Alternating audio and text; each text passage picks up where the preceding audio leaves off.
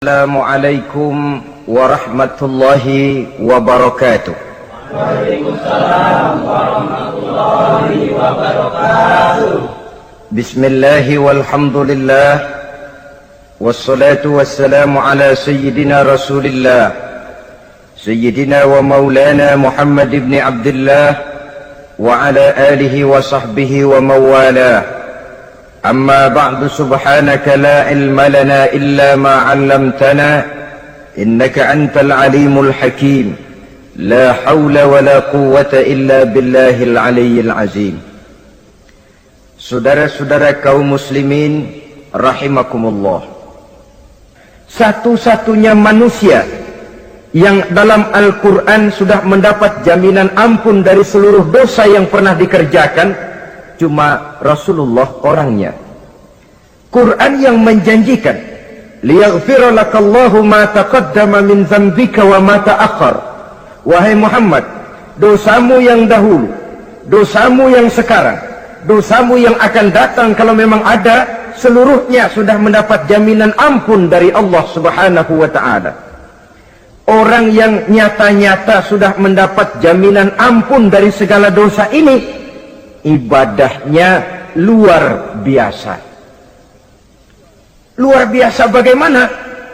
Sejarah menceritakan beliau kalau sholat malam sampai bengkak kakinya karena rajin sujud. Aisyah menceritakan, satu malam selesai sholat isya saya akan tidur. Saya lihat suami saya sedang sholat, maka saya pun tidur. Tengah malam saya terbangun dari tidur, saya lihat suami saya masih sholat juga. Saya tidur lagi. Menjelang sepertiga malam yang akhir saya bangun, saya lihat masih sholat juga. Saya hampiri beliau. Saya tanya setelah sholatnya usai, "Bang," kata Aisyah, "ada apa yang?" Kata baginda Rasul, "Sebab beliau itu," jangan senyum kalau saya katakan yang di sini, sebab beliau itu pandai sekali menyenangi hati istrinya. Panggilan kelihatannya sepele, tapi bisa menghidupkan keharmonisan dalam rumah tangga. Beliau apabila memanggil Siti Aisyah dengan kalimat Humaira, "Ya Humaira," wahai yang pipinya kemerah-merahan. Cantik sekali panggilannya untuk istrinya. Kita kadang-kadang terlalu jujur tapi nyakitin. Mentang-mentang bini hitam, kalau manggil bini hitam, sini lo. Jujur tapi nyakiti itu. Hadirin yang saya muliakan, baginda menjawab, "Ada apa ya? Abang ini kan dosanya sudah mendapat jaminan ampun dari Allah." "Iya, lalu gimana?" "Ya kalau ibadah jangan terlalu gitu-gitu bener, kenapa sih? Orang sudah dapat jaminan ampun itu kan mestinya tenang, aman. Ini malah seolah-olah beliau orang yang paling banyak mempunyai dosa. Tidak puas melaksanakan hanya sholat yang wajib ditambah dengan yang sunnah-sunnah. Tidak usah gitu-gitu bener lah bang, sudah dapat jaminan ampun ini." Terhadap usul istrinya ini, apa jawab beliau? Sederhana tapi melambangkan sikap jiwa yang luhur. Beliau menjawab, "Aisyah, afala uhibbu an akuna abdan syakura." Yang, apa saya tidak senang kalau saya ini oleh Allah mendapat gelar abdan syakura, hamba yang pandai bersyukur, hamba yang tahu berterima kasih. Makin diampuni, makin banyak sujud saya. Makin diampuni, makin banyak ibadah saya kepada Allah. Inilah prinsipnya. Saudara-saudara, oleh karena ibadahnya demikian rupa, Allah lalu dekat. Oleh karena Allah dekat, perjuangan beliau itu, walaupun Quraisy melakukan segala macam cara dan usaha, mengeluarkan segala daya dan dana, kemampuan dan kekuasaan, tidak pernah berhasil mematahkan, walaupun berhasil menekan perjuangan baginda Rasulullah sallallahu alaihi wasallam. Coba kalau kita buka sejarah, beliau itu kan mulai berjuang sendiri, yang dihadapi masyarakat yang keras, kasar, brutal. 14 abad yang lalu, semenanjung Arabia terkenal sebagai masyarakat yang jahiliyah, di mana maksiat dan munkarat merajalela. Sembahan adalah berhala. Anak perempuan lahir dibunuh hidup-hidup. Itu zaman dulu, zaman sekarang pun tidak jauh bedanya. Malah kalau zaman dulu dikubur hidup-hidup, sekarang sebelum lahir sudah dibunuh. Yang namanya abortus itu. Kadang-kadang aneh, kita mengadakan operasi bersih, dilarang buang sampah sembarangan. Kalau sudah buang sampah saja tidak boleh sembarangan, tahu-tahu zaman sekarang ini bayi dibuang di tempat sampah. Bukan lagi kertas, bukan lagi kardus, bayi dibuang di comberan. Kan lebih sadis sebenarnya dari jahiliyah 14 abad yang lalu. Judi di zaman dulu 14 abad yang lalu merajalela, menyentuh segala lapisan masyarakat. Di zaman sekarang pun judi tidak kurang hebatnya, cuma tentu dengan bahasa yang lain. Apalagi di zaman sekarang orang pandai menghaluskan bahasa, mensamarkan istilah. Judi disebut sumbangan umpamanya, sehingga orang lalu tidak terasa bermain judi, terasanya ikut nyumbang. Itu sekedar istilah yang merangsang orang sebenarnya. Masyarakat yang semacam ini yang dihadapi oleh baginda Rasul. Diangkat jadi Rasul umur 40 tahun lalu mulai berjuang. Mula-mula secara sembunyi dakwahnya itu, dari pintu ke pintu, dari rumah ke rumah, dari orang ke orang. Hasilnya 3 tahun gerilya berdakwah, dapat pengikut tidak lebih 11 orang. Sudah tidak digaji, tidak dapat beras, hidup pun miskin. 3 tahun dakwah, dapat pengikut 11 orang. Ustadz mana zaman sekarang yang masih mau ngajar? Kalau 3 tahun buka pengajian, yang ngaji cuma 11, bubar. Kiai mana yang masih mau buka pondok? Kalau 3 tahun buka pesantren, santrinya cuma 11. Pemimpin mana yang masih mau kampanye? Kalau 3 tahun kampanye dapat pemilih cuma 11, bangkrut. Tapi tidak dengan Rasul. 3 tahun berlalu, turun perintah fasda bima tu'mar. Tidak usah berdakwah secara sembunyi, Muhammad sampaikan saja Islam secara terbuka. Mulailah beliau berdakwah secara terbuka, terang-terangan. Mula-mula Quraisy dikumpulkan dekat Ka'bah. Kumpulah Abu Jahal, Abu Lahab, Abu Sufyan dan gembong-gembong Quraisy. Di sana buat pertama kali secara terbuka baginda Rasul pidato. Tuan-tuan Quraisy, apakah tuan-tuan percaya kepada saya? Percaya. Kenapa? Karena Anda Muhammad sejak kecil belum pernah bohong. Baik. Jikalau memang tuan-tuan percaya kepada saya, maka mulai hari ini saya serukan kepada tuan-tuan, ankizu anfusakum minan nar. Jaga, pelihara, lindungi dan selamatkan diri tuan dari neraka. Tinggalkan segala macam berhala, jauhi Latta, Uzza, Manat dan Hubal. Sembah Allah Tuhan yang Esa, yang lam yalid walam yulad, yang tidak beranak dan tidak diperanakan. Ini dakwah pertama yang beliau sampaikan. Selesai beliau pidato, Abu Lahab interupsi, angkat tangan. Muhammad, ada apa paman? Alihaza jama'tana, cuma untuk dengar ocehan kayak begini kami dikumpulkan di sini. Tabban laka ya Muhammad. Kalau bahasa kasarnya, mau mampus kamu Muhammad. Nabi tidak jawab, Allah yang jawab. Tabbat yada abi lahabi wa tab, ma aghna anhu maluhu wa ma kasab. Bukan Muhammad yang celaka, Abu Lahab lah yang kelak akan menemui kecelakaan. Dakwah terus berlangsung. Ketika dakwah secara terbuka sudah dimulai, hambatan dan tantangan mulai datang. Sejak dari teror mental sampai kepada teror fisik. Dan puncaknya terjadi pada saat beliau berumur 53 tahun, di mana Quraisy mengadakan rapat di satu rumah yang disebut Darul Arqam. Kumpulah di situ dedengkot Quraisy. Siapa lagi kalau bukan Abu Jahal, Abu Lahab? Mereka rapat. rapat pleno lengkap.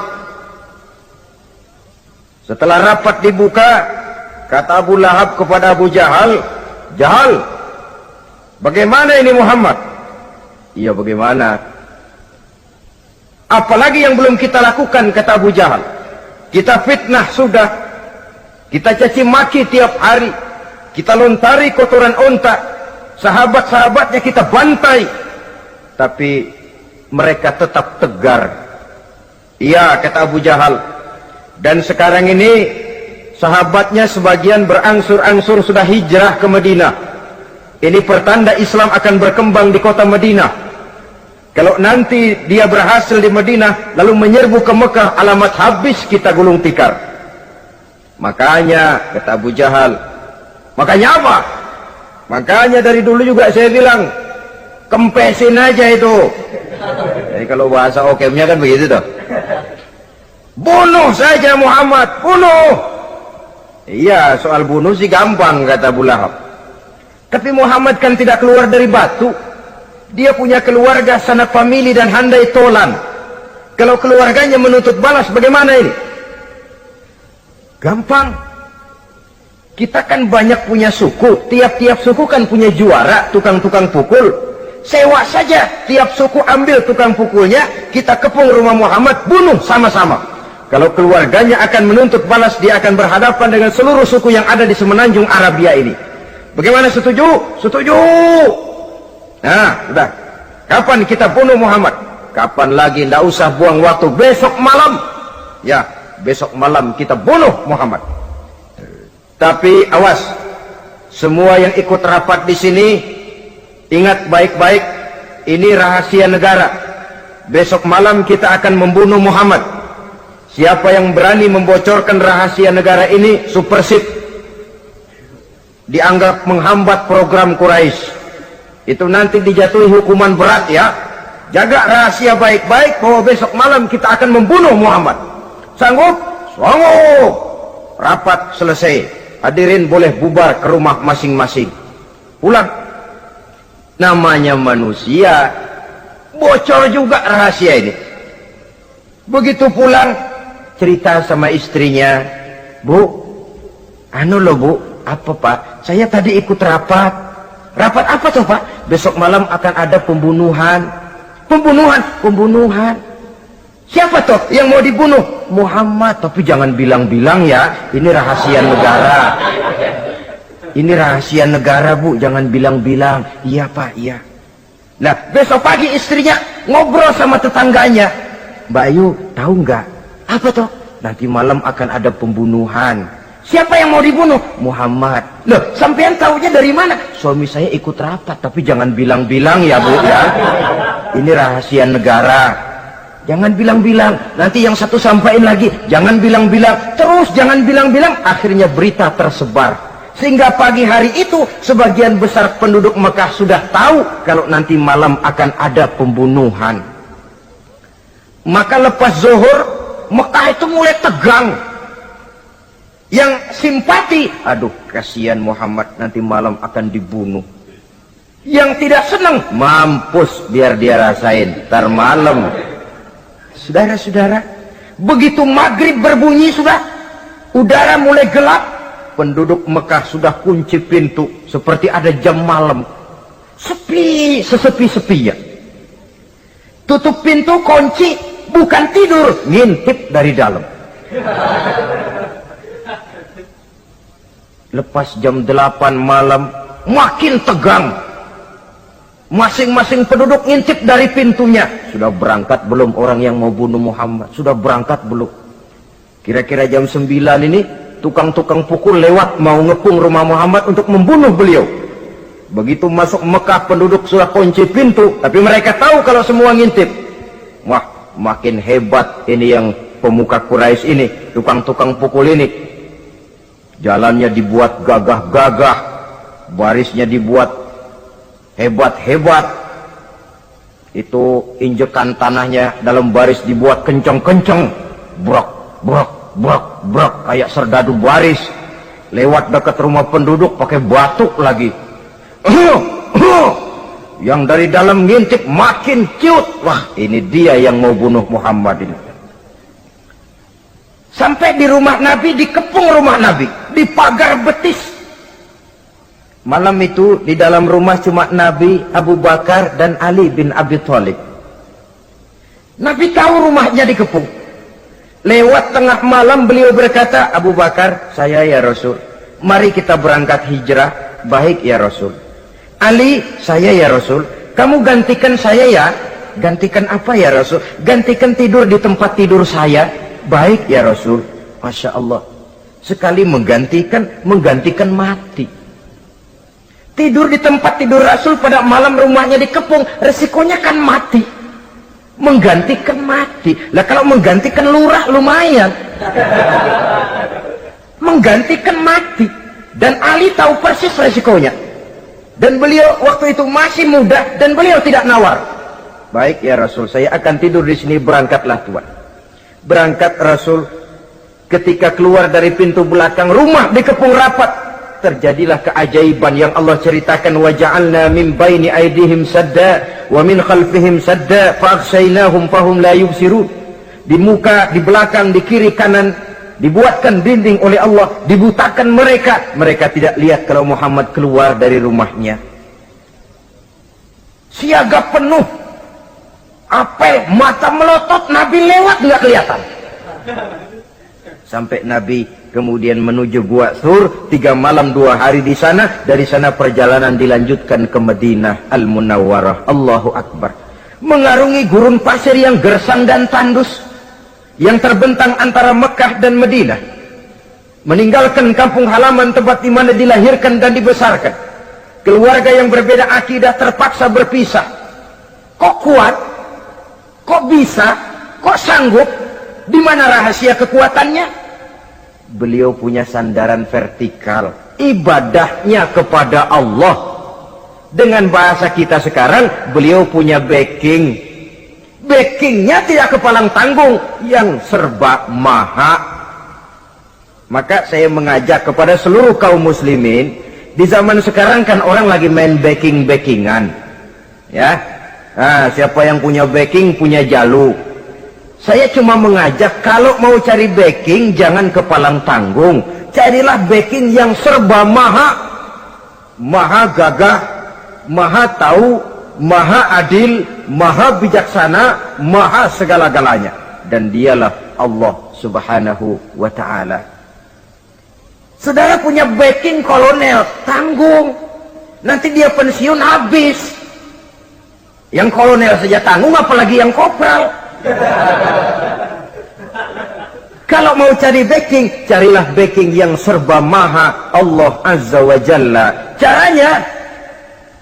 Caranya tentu dekat kepadanya.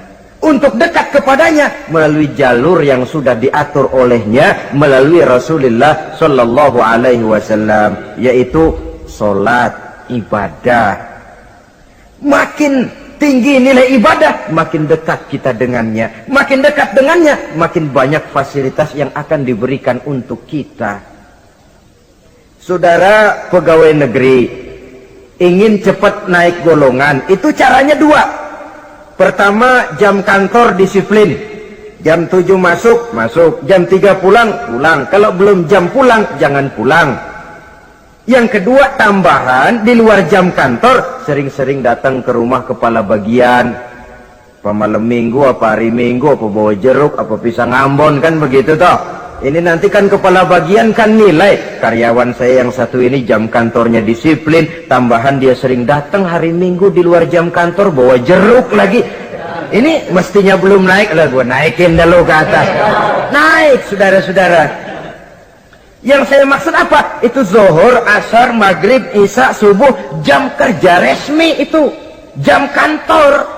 Lah, ada kunjungan di luar jam kantor. Yang namanya tahajud, yang namanya hajat, yang namanya duha. Nanti kan Allah lihat, ini hambaku yang satu ini jam kantornya betul, zuhur, asar, maghrib, isya, subuhnya tepat. Tambahan di luar jam kantor, dia sering menghadap kepadaku. Nah, hambaku ini aku angkat kau maqamam mahmuda, ke satu tempat yang terpuji.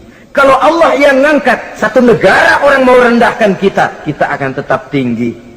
Kalau Allah mau rendahkan, satu negara mau angkat kita, kalau memang dasar mesti nyungsap ke bawah. Inilah perlunya sandaran vertikal. Inilah perlunya kita mempunyai backing hanya kepada Allah. Pada waktunya orang akan sampai ke titik jenuh. Dalam kesunyian orang sering mempertanyakan eksistensi diri, mulai mempertanyakan hakikat keberadaannya, di tengah kesibukan bisnisnya, di tengah kesibukan kerja dari rapat ke rapat, dari kantor ke kantor, dari tender ke tender. Orang akan sampai kepada titik jenuh, dikala itu dia memerlukan ketenangan, dikala itu dia memerlukan kedamaian, dikala itu dia mencari eksistensi diri. Sebenarnya hidup ini mau apa sih? Cuma sekedar menjalani hal-hal yang rutin saja? Pergi pagi, pulang sore, peras keringat, banting tulang? Atau ada tujuan yang lebih luhur daripada sekedar ini? Dikala itulah dia mulai mencari jalur untuk mendekatkan diri kepada Sang Pencipta. Dan tidak bisa ingin dekat dengan Allah, saudara, pakai aturan sendiri. Ingin dekat dengan gubernur harus ikut aturan yang ditetapkan oleh protokolnya gubernur. Ingin dekat dengan presiden, ya ikut jalur yang sudah disusun oleh protokolnya presiden. Ingin dekat dengan Allah, ya ikut jalur yang sudah diatur oleh Allah melalui Rasulnya.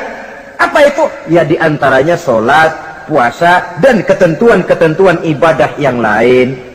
Tidak bisa dengan prinsip, yang penting kan hati baik, berjiwa bersih, akhlak luhur, tidak usah sholat kalau hati baik sudah dekat dengan Allah. Oh, alangkah enaknya kalau begitu. Kalau dengan itu bisa dekat dengan Allah, rasanya Nabi Muhammad yang paling dulu berhenti sembahyang. Kenapa? Beliau orang yang hatinya paling baik. Beliau orang yang budinya paling luhur. Kalau budi luhur dan hati baik sudah menjamin untuk dekat dengan Allah, Nabi dulu berhenti sholat. Nyatanya tidak. Beliau orang yang berbudi luhur, berakhlak baik, entoh ibadahnya demikian rupa. Dan beliau adalah standar untuk kita jadikan contoh dalam mengamalkan ajaran-ajaran agama di kehidupan kita ini. Saudara, itu tadi sepertiga waktu beliau untuk ibadah, untuk Allah. Sepertiga yang kedua dari waktu beliau adalah untuk tugas. Dalam hal ini, sebagai seorang Rasul, menyampaikan risalah Islam berhadapan dengan umat. Yang jadi soal ialah, apa modal utama beliau di dalam melaksanakan tugas? Dan ini nanti sebagai cerminan buat kita. Modal utamanya pertama adalah keteladanan, dan yang kedua adalah akhlak. Sekarang ini kita hampir nyaris mengalami berbagai macam krisis. Yang paling santer kita dengar adalah krisis wibawa. Ada pak guru dicegat muridnya di jalanan, dipukulin karena nggak naik kelas katanya. Nampaknya guru nggak lagi berwibawa. Di satu pihak mungkin karena si guru tidak bisa digugu dan ditiru. Di lain pihak juga murid tidak lagi mengenal arti rasa hormat kepada pak guru. Nah, kenapa krisis wibawa timbul? Karena tidak ada keteladanan. Adapun Rasul, wibawa beliau timbul di tengah umat karena keteladanan ini. Apapun yang beliau ajarkan kepada umat, beliau adalah pelaksana pertama. Dengan kata lain, satunya kata dan perbuatan. Ini yang sangat diperlukan di zaman kita sekarang. Bukan cuma sekedar simposium, muktamar, kongres, rapat besar dengan keputusan bertumpuk-tumpuk kertas di atas meja, tetapi tidak pernah terrealisir dalam kehidupan. Yang kita perlukan adalah satunya kata dan perbuatan, bahwa kalau itu yang diucapkan, itu yang diterapkan. Kalau itu yang diteorikan, itu yang dikerjakan. Keteladanan. Yang kedua, rahasia sukses beliau dalam melaksanakan tugas berhadapan dengan umat, akhlak. Beliau tidak menyampaikan Islam ini dengan kekerasan, tidak juga dengan bujuk rayu harta, tidak pula dengan menakut-nakuti orang. Belum pernah kita baca dalam sejarah beliau teriak-teriak, awas yang tidak masuk Islam dipecat jadi orang Arab. Tidak. Atau dengan bujuk rayu, ayo siapa masuk Islam super mie 2 bungkus? Tidak. Sebab kebenaran tidak bisa dipupuk dengan materi. Kebenaran adalah soal keyakinan, dan keyakinan adalah soal batin. Orang yang beragama karena tertarik kepada super mie, orang yang beragama karena tertarik kepada pakaian, kepada obat-obatan, nilai imannya dipupuk dengan materi. Dan usaha seperti itu sama saja dengan menegakkan benang basah. Dia percaya kepada sesuatu yang dia tidak mengerti. Dia yakin kepada sesuatu yang dia tidak tahu apa bentuk yang dia yakini itu. Alangkah malang dan kasihannya orang yang beragama seperti ini. Tidak demikian dengan Rasul. Islam ini adalah satu keyakinan. Keyakinan terhadap kebenaran hanya bisa ditegakkan dalam nurani manusia yang paling mendasar. Karena itu dia tidak bisa dipaksakan. Dan itu pula sebabnya Quran punya prinsip la ikraha fid din. Tidak ada paksaan dalam beragama. Mau Islam silakan, tidak mau Islam silakan. Allah tidak memaksa. Tapi ayat ini jangan disalah pakai. Tidak pernah sholat, ditanya orang, kamu kan Islam kok enggak sholat? La ikraha fid din dong. Salah pakai. Yang tidak ada paksaan dalam beragama itu untuk orang di luar Islam. Kepada tuan-tuan di luar Islam, la ikraha fid din, tidak ada paksaan masuk Islam. Tapi kalau sudah masuk ke dalam Islam, maka berlaku peraturan Islam. Contohnya begini saja, tidak ada paksaan masuk ke rumah saya. Itu mau masuk silahkan, tidak mau masuk tidak ada urusan. Tapi sekali saudara masuk ke rumah saya, saudara harus ikut tata tertib yang ada di dalam rumah saya. Kira-kira beragama itu begitu. Tidak ada paksaan masuk Islam. Tapi sekali saudara masuk Islam, maka berlaku peraturan Islam untuk kehidupan saudara. Jadi la ikraha fid din ini buat orang di luar garis. Allah tidak maksa-maksa orang mau masuk Islam, mau tidak. Silahkan saja. Tapi ketika orang mendapat hidayah masuk ke dalam Islam, peraturan Islam berlaku dalam kehidupannya.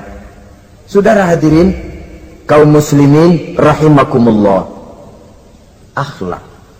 Mari kita lihat lebih jauh bagaimana sih akhlak beliau yang mulia itu. Allahu Akbar. Kalau orang berakhlak kepada teman itu sih biasa. Tapi berakhlak kepada musuh, ini yang luar biasa. Ini yang agaknya Allah saja memuji beliau. Wa innaka la'ala khuluqin azim. Engkau Muhammad benar-benar berada di atas budi pekerti yang luhur dan terpuji. Kalau saya baik kepada orang yang memang baik kepada saya, logis toh, wajar, memang harusnya. Tapi berbuat baik kepada orang yang jahat terhadap saya, ini yang tidak setiap orang bisa.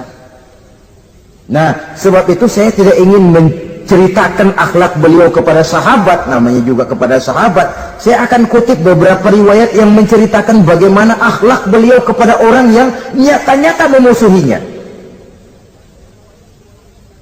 Berbagai riwayat menceritakan bagaimana beliau ketika di Taif dilontari orang dengan batu, yang melontari beliau malah mendapat doa, Allahumma hdi qaumi fa innahum la ya'lamun. Ya Allah, berikan hidayah, berikan petunjuk kepada mereka yang melontari saya dengan batu, karena mereka tidak tahu. Kalau saja mereka tahu, mereka tidak akan melontari saya dengan batu. Ya Allah, berikan hidayah kepada mereka. Padahal ketika itu malaikat Jibril menawarkan jasa. Muhammad, kalau kamu mau orang yang melontari kau dengan batu itu hancur, saat ini juga saya angkat Jabal Uhud, saya timpakan mereka biar mati semua. Mau Muhammad? Jangan Jibril, mereka tidak tahu. Kalau saja mereka tahu, mereka tidak akan melontari saya dengan batu. Lebih baik doakan mereka supaya mendapat hidayah dari Allah. Dalam kondisi kepepet, dilontari dengan batu, malaikat Jibril datang menawarkan jasa. Beliau lebih memilih mendoakan orang yang berbuat jahat itu. Ya Allah, bukan main. Umumnya kita kan kalau lagi kepepet ada yang nolongin, girang bener. Andai kata kita yang jadi nabi disambitin orang, datang malaikat Jibril nawarin, bagaimana sikat? Habisin aja dah.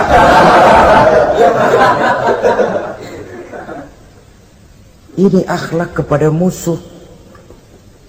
Ketika beliau selesai sholat zuhur, istirahat rebah-rebah, tidur-tiduran di bawah pohon kurma, datang orang kafir yang bernama Daksur yang sudah lama mengintip-ngintip, mencabut dan menghunus pedang. Muhammad, kalau ini saat saya tebas batang lehermu, siapa yang akan menolong engkau?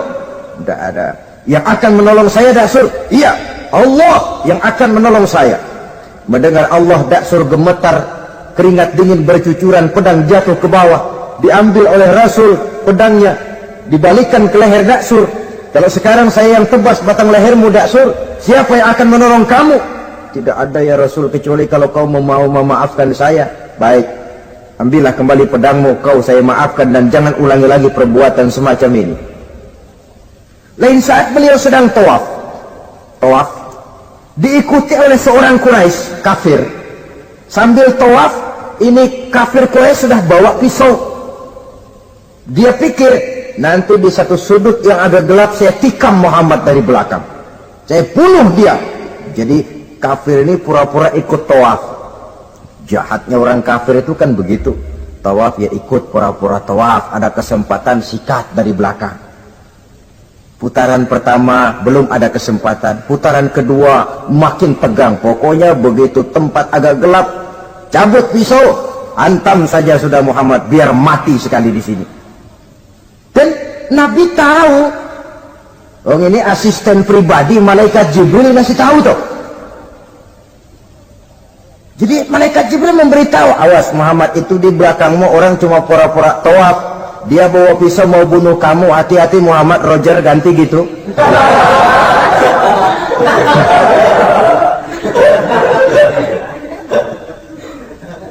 Tahu persis beliau. Sampai di satu sudut yang gelap, si kafir ini mencabut pisau. Nabi nengok ke belakang, menoleh Nabi. Begitu menoleh, Quraisy ini kan ketangkep basah, bahasa Arabnya yumsak mablul katanya, ketangkep basah, grogi, salah tingkah, garuk nggak gatel, kasihan melihatnya sudah. Ya namanya orang ketangkep basah itu, mau alasan apa? Nggak beralasan ya, harus merasa harus membela diri, gemetar nggak karu-karuan. Kata Nabi senyum. Mau apa, Mas? Anu Rasul, ini anu apa? Anu. Sudah, saya kan tahu kamu mau bunuh saya toh. Sudah, saya sudah tahu kok. Om kamu jangan pura-pura. Kamu kan mau bunuh saya kan? Terus terang saja. Iya Rasul, iya. Sekarang gimana? Enggak berani Rasul, minta maaf saja. Ya kalau sudah kamu minta maaf begitu, sudah kamu pulang sana, jangan diulangi lagi ya. Begitu mudah beliau memaafkan orang yang nyata-nyata mau menghabisi nyawanya, sepanjang itu belum terwujud, sepanjang itu belum terbentuk dalam artian real. Sangat mudah beliau memaafkan orang. Saudara hadirin kaum muslimin rahimakumullah, pemaaf, lapang dada, toleransi, menghargai pendapat para sahabatnya, ini sederetan dari akhlak yang terpuji.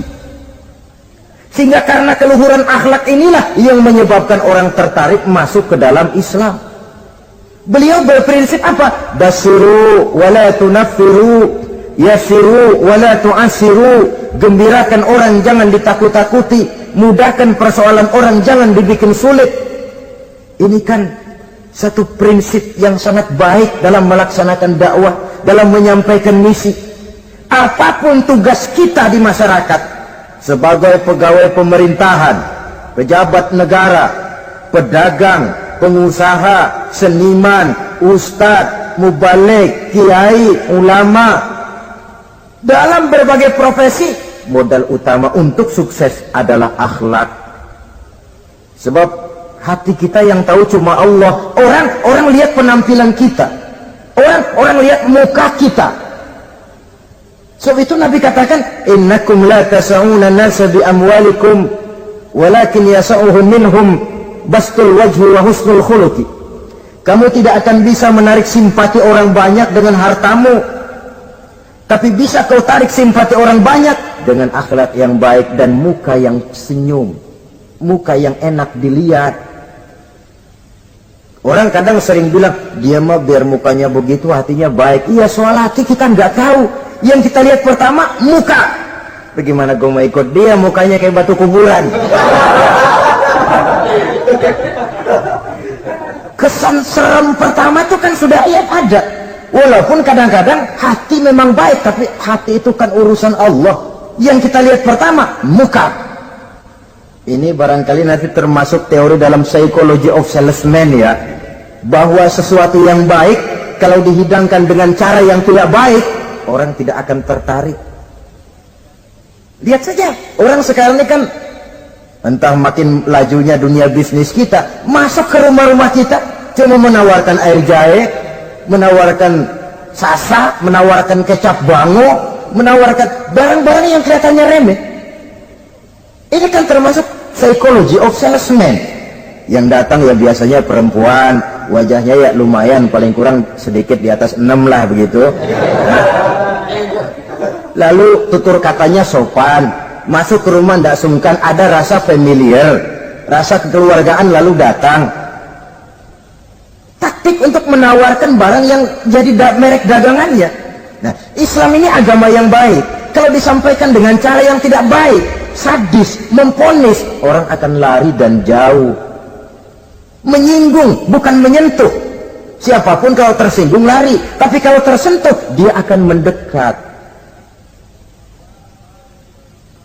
Apaan lo Islam bayang begitu?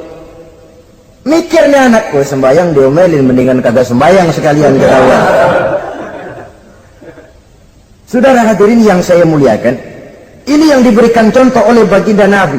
Apapun tugas kita, pedagang utamakan akhlak, petani utamakan akhlak, seniman utamakan akhlak, mubaligh utamakan akhlak, pejabat negara utamakan akhlak, pelayan dan pengabdi masyarakat utamakan akhlak. Saudara hadirin yang saya hormati, kaum muslimin yang berbahagia. Jadi untuk sukses di masyarakat, untuk sukses di tempat tugas, modal utama adalah akhlak. Dan ini yang dicantikan contoh dari Nabi kita Muhammad sallallahu alaihi wasallam. Sepertiga waktunya untuk tugas. Dalam menjalankan dan melaksanakan tugas sebagai seorang rasul, menyampaikan risalah Islam berhadapan dengan umat, modal utamanya adalah akhlak. Demikian juga kita di masyarakat. Dan akhlak itu memang harus dibiasakan sejak kita kecil. Sehingga dengan demikian nilai-nilai yang baik akan terus terbawa sampai di hari tua kita. Saudara-saudara, rasanya kehancuran satu bangsa dimanapun di dunia ini selalu dimulai dengan kehancuran akhlak daripada bangsa itu sendiri. Dan kehancuran akhlak itu bisa saja terjadi di tengah kemakmuran ekonomi, di tengah maju dan canggihnya teknologi. Kapan? Apabila pegangan orang kepada agama sudah lemah dan rapuh. Kita tengok di negara-negara di sebelah barat kita, kemajuan teknologi yang tidak diimbangi dengan kuatnya pegangan orang kepada agama telah melahirkan budaya-budaya yang merendahkan martabat manusia. Lahirlah kebudayaan hippies, lahirlah kebudayaan nudis, hidup serba bosan dengan ini dan itu karena segalanya sudah dimiliki. Rumah mentereng, jumlah kendaraan sejumlah keluarga, kapal pesiar di laut mewah, pesawat udara punya, setelah ini punya ini ada, semua ada, titik jenuh sampai. Mau apa semua ini? Akhirnya ingin hidup apa adanya, tidur di goa-goa, tidur di kaki-kaki gunung, tidur di hutan belantara, pakaian kumel. Itu hipis-hipis yang datang kemari, yang pakaiannya kumuh, tambelan, lepis belel, padahal di kantongnya cek, travel cek, dolar. Lain hipis kita, emang benar-benar gembel.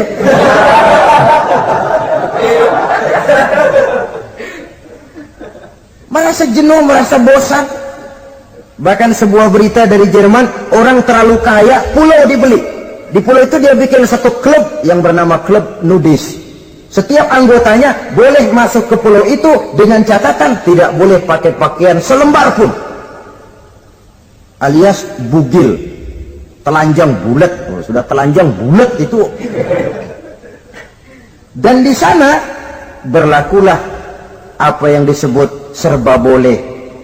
Jadi kalau di sana kesana saudara bawa istri masuk anggota, ya silahkan saja. Istilah tukar pakai, simpan pinjam, bisa-bisa saja, asal suka sama suka. Asal perbuatan yang dianggap tidak merugikan orang lain, suka sama suka, sudah tidak bisa dituntut oleh norma yang berlaku. Ya. Itulah sebabnya kita sering prihatin bahwa kemajuan sering membawa pergeseran nilai. Apabila kita tidak bisa menghindarkan diri dari proses pergeseran nilai, setidaknya kan kita bisa menjaga diri jangan sampai hanyut oleh nilai-nilai yang negatif. Akhlak, baik sebagai muslim, baik sebagai bangsa Indonesia yang berkepribadian luhur, itu merupakan cerminan kita. Saya prihatin, belum lama diselenggarakan kontes bibir terindah. Kontes bibir terindah itu kira-kira apa manfaatnya? Apa yang jadi ukuran? Dan bukankah bibir karunia Tuhan? Ya kalau yang bibirnya mungil bisa ikut kontes lah, kalau yang jebleh gitu.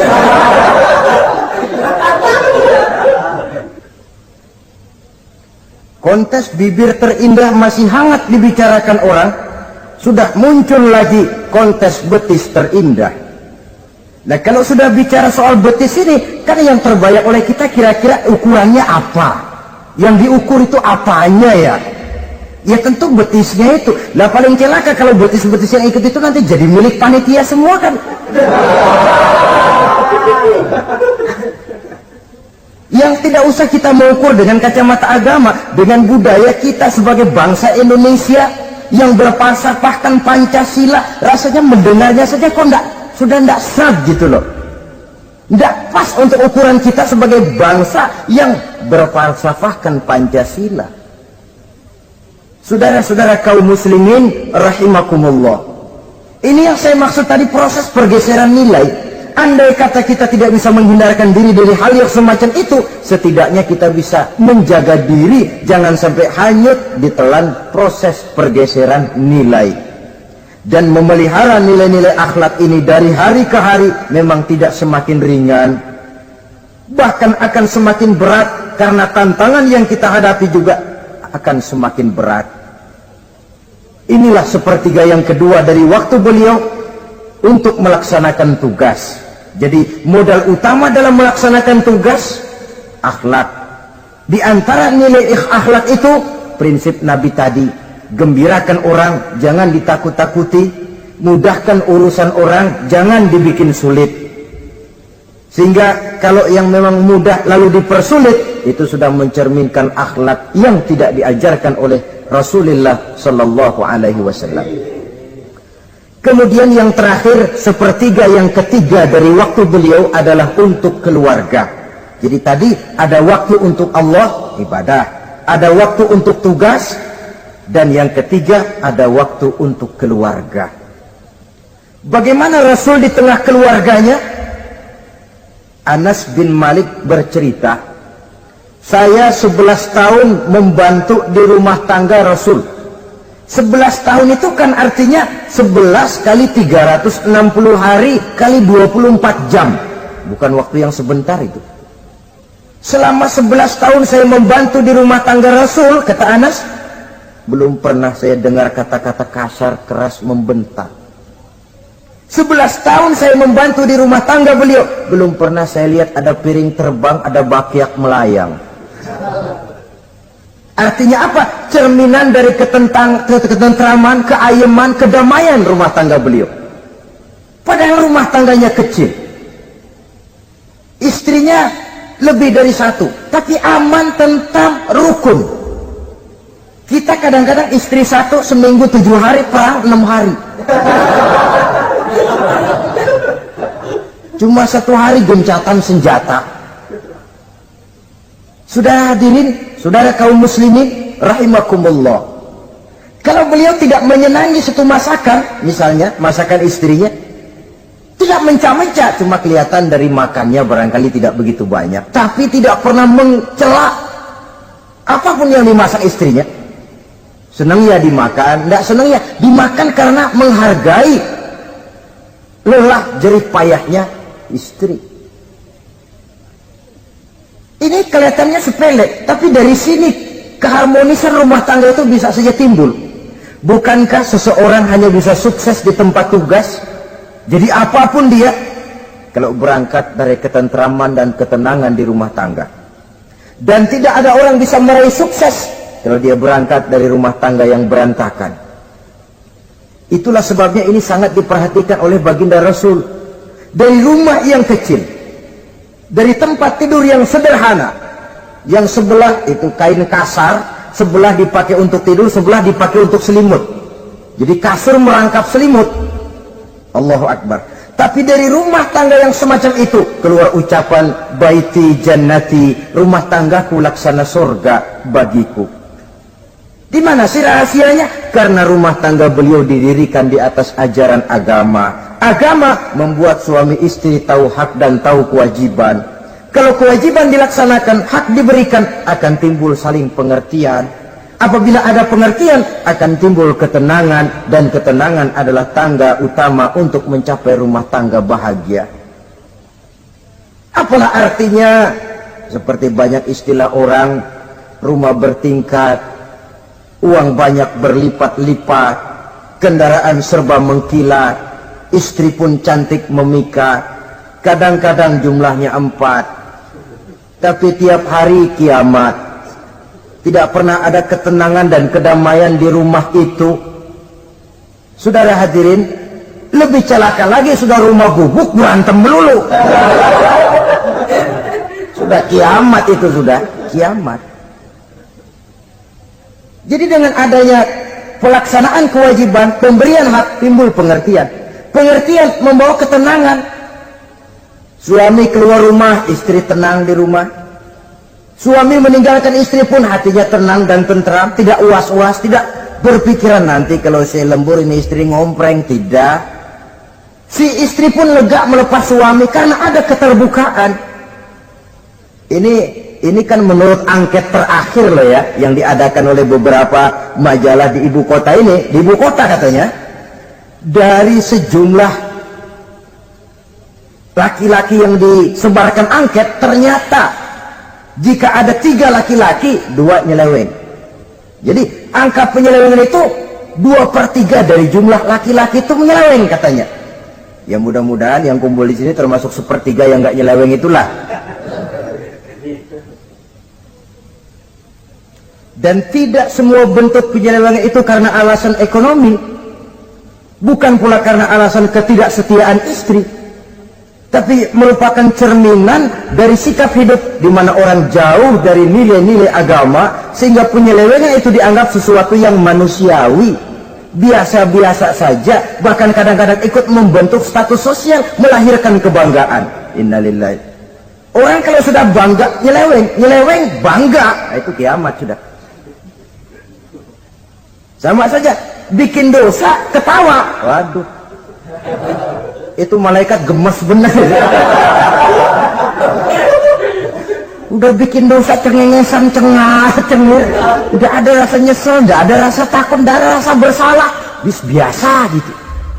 Saudara hadirin yang saya muliakan, ini kan cerminan dari rapuhnya pegangan orang kepada agama. Jadi untuk membina rumah tangga yang bahagia ini, 1/3 dari waktu untuk di tengah keluarga, menghidupkan nilai-nilai agama di rumah tangga kita.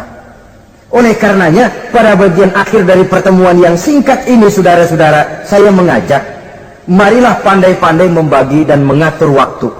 Ada waktu untuk Allah, ada waktu untuk tugas, ada waktu untuk keluarga. Syukur kalau ada keseimbangan. Tapi kalau tidak, istilah usul fikih itu tatimul aham minal muhim, mendahulukan yang terpenting dari yang penting. Kalau ada 3 persoalan semuanya penting, tentu di antara 3 ini kan ada yang lebih penting. Yang itulah yang dikerjakan lebih dulu. Dan ini tidak berarti bahwa penjatahan waktunya harus sama.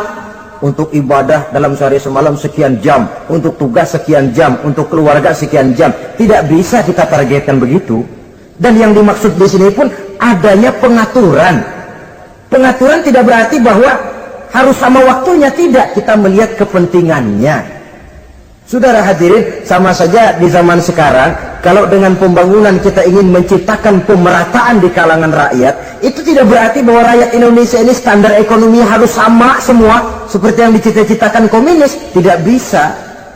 Menciptakan pemerataan artinya, kalau yang kaya bisa semakin kaya, kenapa yang miskin tidak bisa naik jadi sedikit kaya? Dan artinya menciptakan kesempatan kepada setiap penduduk Indonesia untuk merubah tahap dan taraf kehidupannya. Demikian juga adanya pengaturan waktu. Bukan berarti untuk Allah sekian jam, keluarga sekian jam, tugas sekian jam. Sebab jam-jam ini sulit kita jatahkan. Kadang-kadang tugas, kadang-kadang keluarga, kadang-kadang ibadah kita sedang gandrung. Yang penting ada keseimbangan dalam cara kita mengatur waktu itu. Nah, saudara-saudara, demikianlah pertemuan dan pembicaraan kita kali ini. Terima kasih atas segala perhatian. Mohon maaf atas segala kekurangan. Usikum wa nafsi bitaqwallah. Wassalamualaikum warahmatullahi wabarakatuh. Waalaikumsalam warahmatullahi wabarakatuh.